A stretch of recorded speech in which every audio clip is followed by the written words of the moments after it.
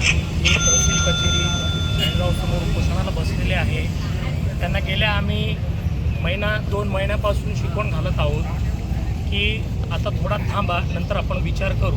परंतु आज रोजी सतीश भाऊंनी जे प्रसंग बघितलं, जवळपास मला वाटतं 55 ते 56 आज रोजी मोर्चे झालेले आहे. सरकार आजपर्यंत दखल घेत नाही. या अनुषंगाने सतीश भाऊंना असं वाटतंय की निश्चितच चाळीसगावमध्ये आपण उपोषण करू आणि इथनं क्रांती घडेल अशी त्यांना एक अपेक्षा आहे आणि ते आज उपोषणासाठी बसलेले आहे.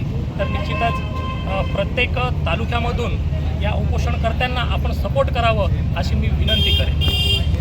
गेलं तर काही दिवसांवर स्थानिक स्वराज्य संस्था या होऊ घातलेल्या आहे आणि अवघ्या 4 ते 5 दिवसांमध्ये आचारसंहिता लागण्याची दाट शक्यता आहे. आणि या निवडणुकीच्या तोंडावरती ह्या उपोषणाला कशा प्रकारचं न्याय म्हणजे या उपोषणाच्या माध्यमातून देता येईल?